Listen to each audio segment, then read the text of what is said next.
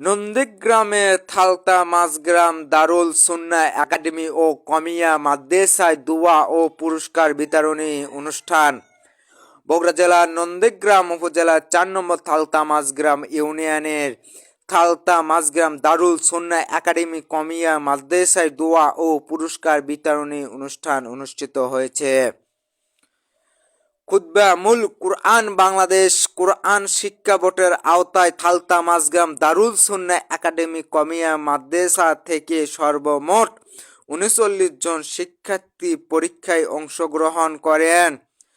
তার মধ্য থেকে মেধা তালিকায় উত্তীর্ণ হয়েছেন ২৭ জন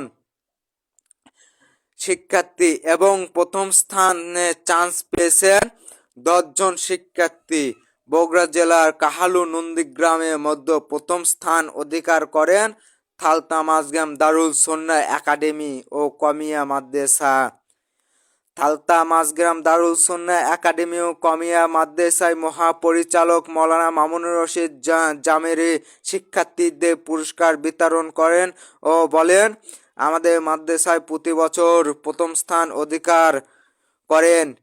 এই মাদ্রাসাতে ভর্তি চলিতেছে। এখানে আবাসিক অনাবাসিকের ব্যবস্থা রয়েছে। এখানে সুশিক্ষক দ্বারা মাদ্রাসাটি পরিচালিত করা হয়। এখানে সকল ধরনের সুযোগ সুবিধা রয়েছে। মাদ্রাসায় একাডেমি পড়ার সুযোগ রয়েছে ও কমিয়াও রয়েছে। লোকেশন থালতা মাঝগ্রাম, নন্দীগ্রাম, বগুড়া।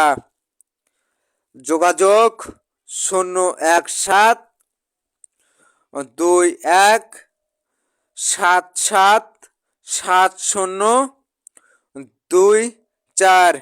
সেই সময় উপস্থিত ছিলেন থালতা মাঝগ্রাম দারুল সুন্নাহ একাডেমি কমিয়া মাদ্রাসায় মহাপরিচালক মাওলানা মামুনুর রশিদ জামেরীর সভাপতি মুফতি শাহাদত হোসেন মোহতামেম, মুফতি নুরুল ইসলাম নাটোরী সহ এলাকা গণ্যমান্য ব্যক্তিবর্গ উপস্থিত ছিলেন। আরাফাত হোসেন, সাপ্তাহিক গণরায়, বগুড়া।